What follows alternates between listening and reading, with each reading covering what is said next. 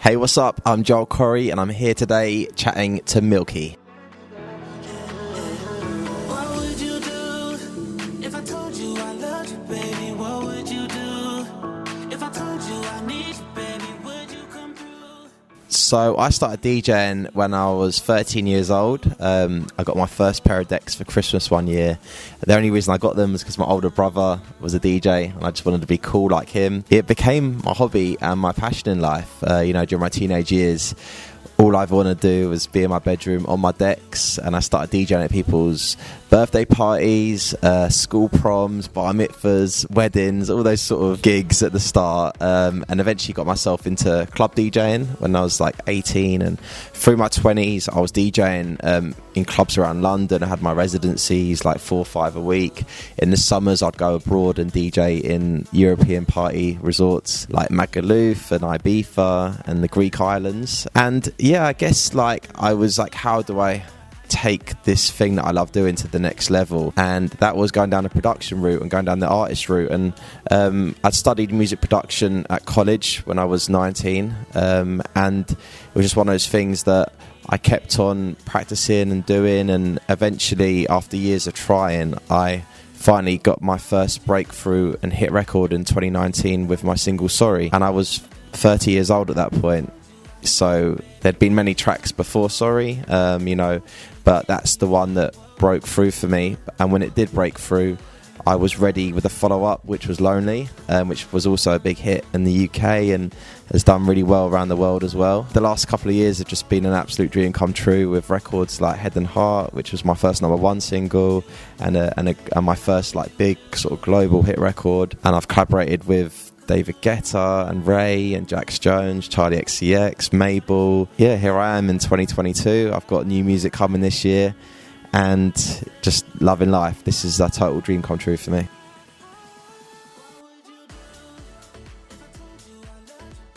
Everyone can relate to it. It's that thing of what would you do if I told you I love you is basically the chorus. And we all have moments in life where we always wonder, what if? So that's kind of the angle of the song is, and it's kind of portrayed in the music video as well.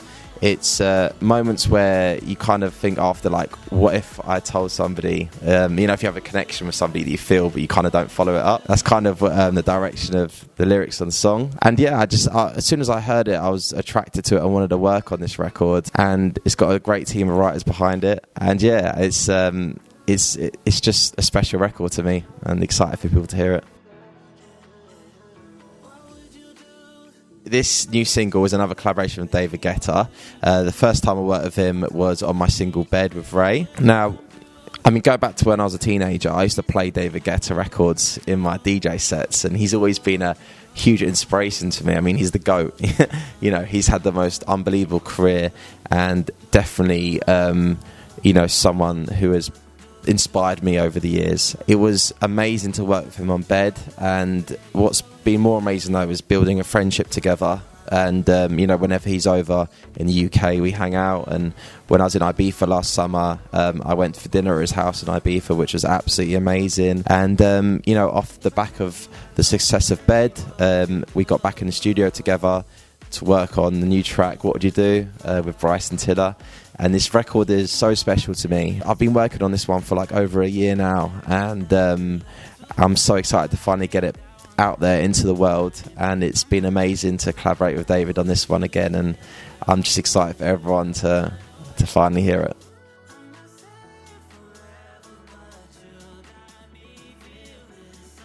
I think the hook on What Would You Do is just so catchy. I think it's probably going to get stuck in a lot of people's heads this summer. But yeah, like I said before, the first time I heard that, I was instantly hooked on it, for want of a better word.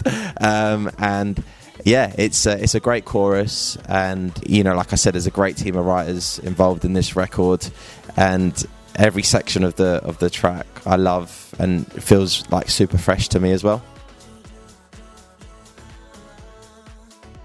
Every record is different, actually. There's not really a set formula of how that happens. So a few different ways it works is, I'll take examples.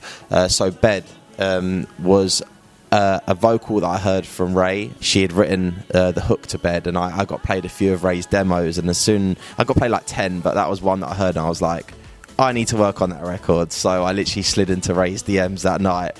I was like, Ray, I've heard this chorus, this Bed chorus is a hit. I want to work on this. Can we get in the studio and finish the record? So like that's how that one came about, was kind of an already written demo which I kind of latched onto and then built my production around it and completed the record with Ray and David. And then there's other times where it's from scratch, written in the studio with songwriters and an artist, and literally you get in together and can start a song on that day and go from there. And then other times, you know, like I'll be sent acapellas and ideas on email, and I get sent ideas every single week and I go through them, and sometimes I just hear something that I really want to work on, and I'll get in touch with, you know, whoever sent it to me or whoever the writer is or the artist, and hopefully take it from there. Right, a Joel Corry DJ set. First of all, I like to play extended sets, so I always ask to play for at least 3 hours if that is possible.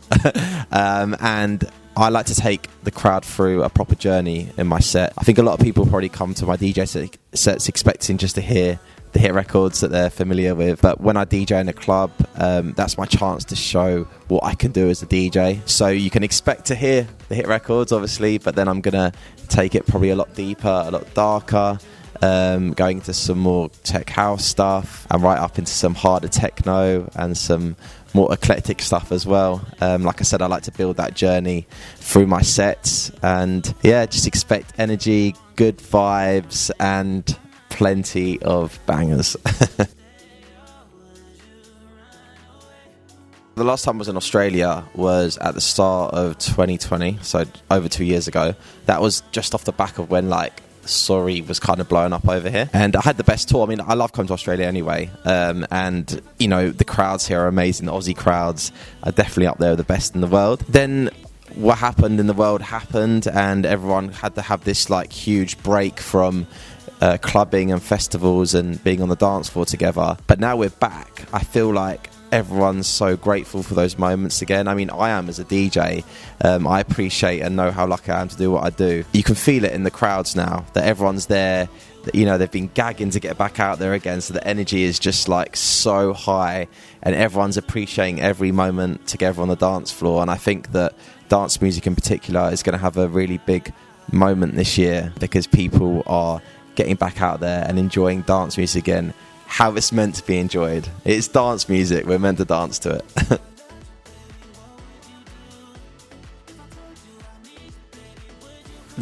I still really feel like I'm at the start of my journey. You know, there's so many things that I want to achieve, and I'm loving my life right now. This is the dream that I always had. I feel more hungry and motivated to keep working harder and doing what I'm doing. You know, like, from a DJ perspective, I want to play on the main stages at every festival around the world, and I want to keep working on records that I love and watching them connect with people. It's the most amazing feeling, you know, to work on a record for like months and months and months and put it out there, and then to literally in front of your eyes watch it connect with people and see people dancing to it and singing the words to it when I'm playing in front of them. It is the most amazing feeling. And also as well, I get messages from people every day on social media saying that my records are bringing them positive vibes, making them feel good, brightening up their days. And you know, that is also just such an amazing thing to think that like music that I've worked on is having a positive effect on people's lives. So yeah, there's so much more I still want to do, and I'm just loving every minute of it and just going to keep working harder.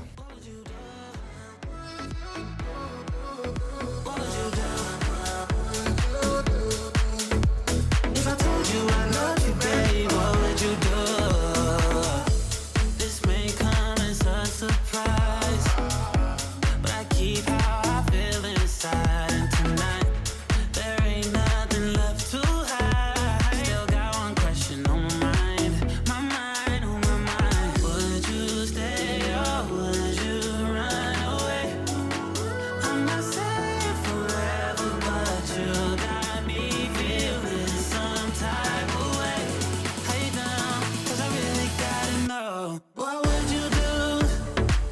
told you I loved you, baby, what would you do? If I told you I need you, baby, would you come through? Biggest musical influences. Ooh, well, I'm going to chuck David's name in there, seeing as my new track is with David.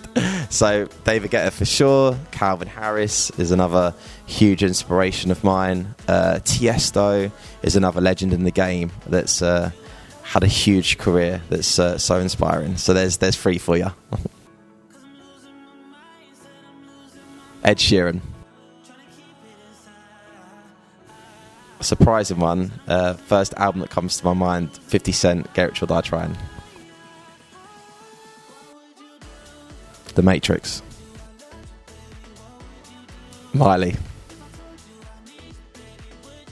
50 Cent in London.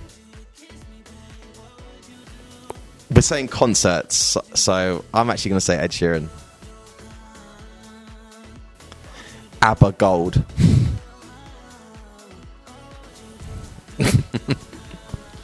Got to be a Backstreet Boy.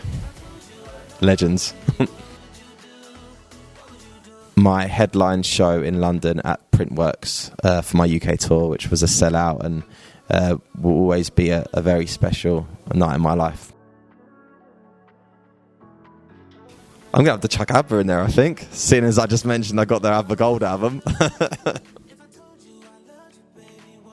Right, it's going to have to be a DJ. I'm going to say Tiesto. We had dinner in Vegas a few weeks ago and we got on so well. So I know that going on tour with him is going to be super fun. And we should have been on tour right now in Australia, but it's been postponed to next year. So looking forward to that.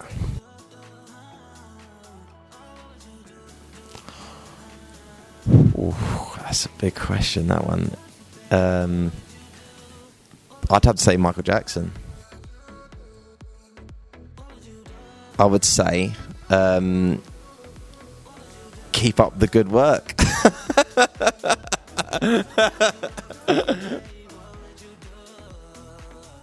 16 years old, in my bedroom, playing my garage music. My mum telling me to turn the music down. Neighbours knocking on the door. I was like, this is what I want to do.